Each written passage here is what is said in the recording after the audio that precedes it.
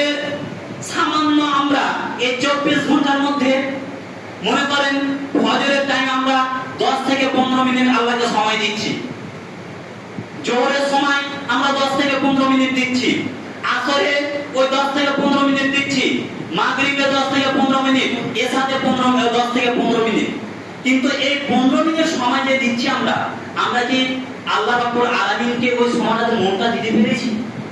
আমরা যখন নামাজ পড়ি তখন বিভিন্ন রকমের আমাদের টেনশন আমাদের মাথার মধ্যে, আমার বাড়িতে কি হলো, মনবিলে যে নামাজ চালু করেছে সে শেষ করার কোনো নাম কথা নেই, আমার বাড়িতে বাচ্চাগুলো যে কি হলো, মাঠে আমার গরু বাঁধা আছে, আমার গরুর যে অবস্থা কি হলো, মানে বৃষ্টি হচ্ছে, এই বৃষ্টি হচ্ছে, ধানগুলো আমার ভিজে গেল, এই পরিকল্পনা আমাদের তখন চলে আসে।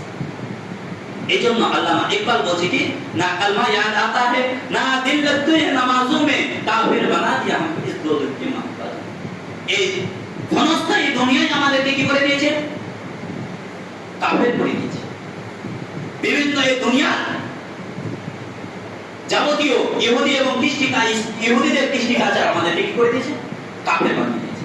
অথচ আল্লাহ রাব্বুল আলামিনের কাছে দোয়া করি, হে আল্লাহ রাব্বুল আলামিন, আপনি রহমান রহিম, আপনি আমাদের স্রষ্টা, হে আল্লাহ, আপনি যদি আমাদেরকে চান তাহলে আপনি আমাদেরকে সঠিক রাস্তা থেকে নিয়ে যেতে পারেন। আর হে আল্লাহ, আপনার কাছে আমরা দোয়া করি যে আল্লাহ যেন আমাদেরকে প্রত্যেককে ইহদিনাস সিরাতাল মুস্তাকিমের দিকে ধাবিত করে, সকলে করি আল্লাহ আমিন।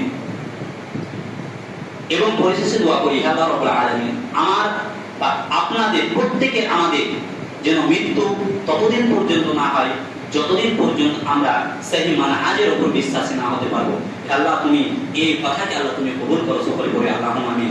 হে আল্লাহ, আমাদের প্রত্যেকের যেন কোরআন শিখা ছাড়া আমাদের মৃত্যুবরণ যেন না হয়। হে আল্লাহ, কোরআনকে বোঝা এবং কোরআন সহি সুন্নাহ অনুযায়ী আল্লাহ তুমি চলার তৌফিক দান করো, সকলে করে আল্লাহ আমিন। এবং পরিশেষে দোয়া করি, হে আল্লাহ রাব্বুল আলামিন, এই কত এলাকাতে আদর্শ পরিবার গঠন করার আল্লাহ তুমি তৌফিক দান করো, সকলে করে আল্লাহ আমিন। হয়তো আপনারা জানেন, কেউ আমাকে চিনেন, কেউ আবার আমাকে চিনেন না। আমি মিরাপাড়া দারুল তাওহীদ মাদ্রাসার একজন সহকারী শিক্ষক, আমার বাড়ি নালাউলা। আমি এখানে এই প্রথম বছরই এসেছি। তো আপনাদের কাছে আমার একটা বিনীত অনুরোধ যে এই মিরাপাড়া দারুল তাওহীদ মাদ্রাসা আপনাদের এলাকার মাদ্রাসা, এই মাদ্রাসাকে আপনারা নিজ করে একটু দেখবেন। এবার আরেকটি আপনাদেরকে